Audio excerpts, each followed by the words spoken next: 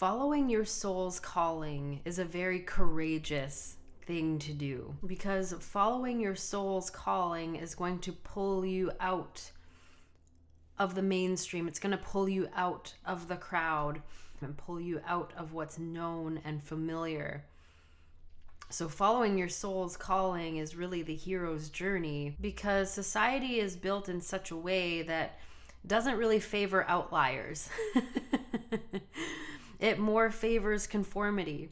And it doesn't really favor outliers until that outlier has reached some level of success, and then the outliers are recognized as trailblazers.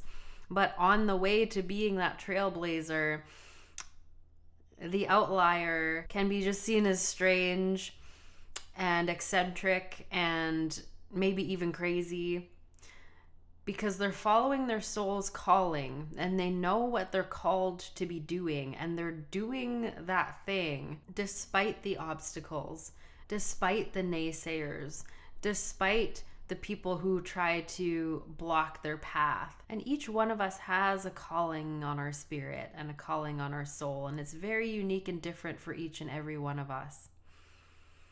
And you'll know your soul's calling because it will have been inside of your spirit and your heart since you were a child. It's always been there. It's always been with you. It's always been that dream that's never gone away, that persistent dream, that persistent knowing of why you're here.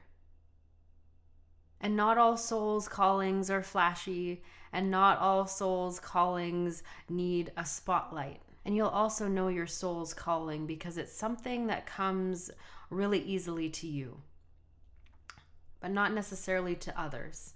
But to you, it's your second nature. It's something that is so natural to you that it's a part of who you are. It's something that's so natural that you don't think twice about it.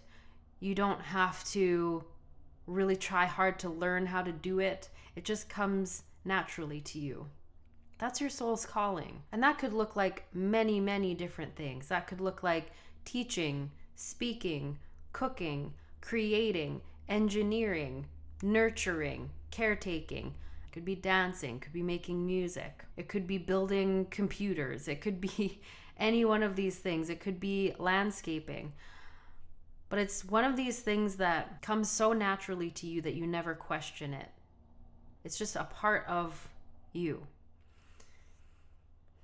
And it may just be one of your hobbies at the moment, but you'll know that it's your soul's calling because of how you feel while you're doing that thing. You will easily get into the flow, a meditative state, a state of joy, a state of satisfaction while you're doing your soul's calling. You will just feel like you're doing what you're meant to be doing, and you enjoy the process, and it feels right in your body, and you'll know that what you're doing is a part of your soul's calling because you will feel in alignment. And you know what alignment feels like. It's that flow state. It's that almost meditative state where you lose track of time. You could be working on this thing for hours and it feels like just a few minutes have passed by. It's something that you enjoy learning about. It's something that you enjoy the process of. It's something that you enjoy the journey of. That's your soul's calling. And it's been really interesting to watch what's been happening in the last few years in particular. More and more people are reevaluating their lives and looking at how they're spending their days, how they're spending their time, and how much of that time is actually dedicated to their soul's calling. And so many people, myself included, have been making adjustments to make more space for their soul's calling, and that is such a beautiful thing. Because pursuing your soul's calling is the ultimate form of self-care. It's the ultimate form of self-love. When you make time for those things that bring you joy, that bring you satisfaction, that bring you into that flow state, that bring you peace, that's really nourishing yourself at a very deep level. And when you nourish yourself at that deep of a level, it allows you to show up in every part of your life in a more full, healthy, and reciprocal way, because you're giving from more of an overflow rather than trying to give from an empty cup. You know? You'll also know that what you're doing is part of your soul's calling, because you will feel recharged when you're in the middle of it. You will feel recharged after spending your time on it. You'll feel rejuvenated and happy because you've made the time for it. And that's the big thing, is making the time to pursue your soul's calling amidst our busy lives. Especially these days, everything is so busy.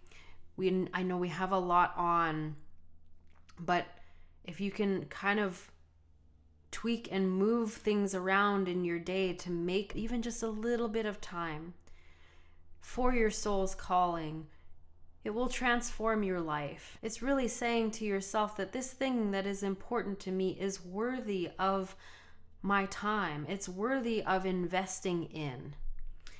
And that subconsciously is telling you, yourself, that you are worthy of being invested in. And that is what starts to change our inner world and our inner experience.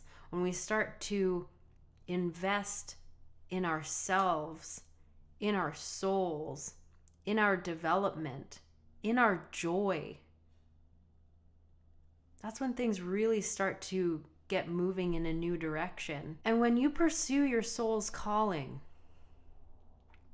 you give other people permission to also do that, to also pursue their soul's calling. And I know that there will be people who come at me a little bit for this and be like, oh, well, that sounds really selfish. Shouldn't I be, looking after so-and-so, or shouldn't I be doing this instead? And I'm not saying negate your responsibilities, but also I want to challenge this idea that pursuing your soul's calling is selfish.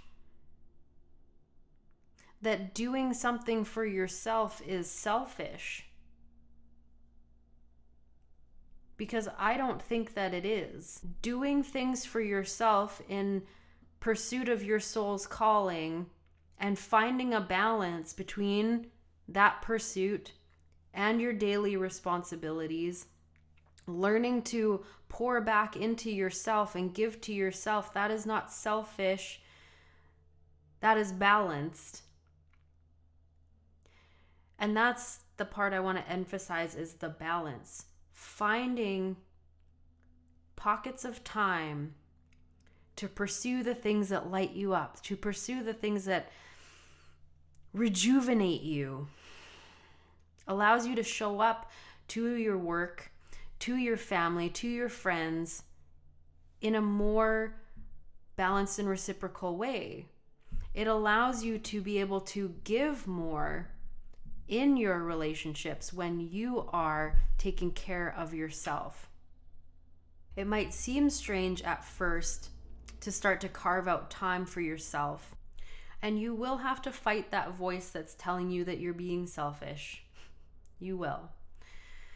But over time, you'll start to see that the more that you pursue your soul's calling, the more fulfilled you will feel. Not to say that nothing else in life can fulfill us, but there's a special part of your soul that is fulfilled when you follow your passions, that is fulfilled when you pursue your soul's calling. It's like that one little pocket inside your heart that's specifically reserved for your passions and for your callings. That's the part of us that we will sometimes mistakenly think can be filled with other people, with relationships, with overworking, with shopping, whatever. That's that little part of our heart that is specifically reserved for our passions. And when we can fill up that little part of our heart, it brings a special sense of fulfillment into your being. And when that part of your heart is fulfilled, you just walk differently. You act differently. You speak differently. You vibrate differently. I don't know how else to explain it. But if you start to pursue your soul's calling and make it a priority, you'll understand what I'm talking about. And it's not selfish to do that at all. Like I said, you just find the balance. Find the balance between your passions and your responsibilities. That's really what life is about anyways, is finding the balance, right? The balance between our responsibilities and our self-care, the balance between our spiritual pursuits and our earthly life. All of life is a balancing act. So I'd love to know down in the comment section, if you feel called to share, what is your soul's calling? What have you been just craving to do? What have you been really desiring to explore in your life? And how can you make a little bit of time to work that into your schedule? How can you find a little bit of time to work that into your day? I'd love to hear your thoughts. And thank you again. Okay. And thank you to everyone for liking and sharing these videos and subscribing to the channel. Subscribing to the channel lets you know when new videos hit so you never miss them. And if someone came to mind while you were listening to this and you feel called to share this with them, please do. It helps the channel grow and it helps the collective grow. And I'm just so grateful to be here and connect with you all. I'm wishing you a beautiful rest of your day, and I'll see you in the next one. Bye for now.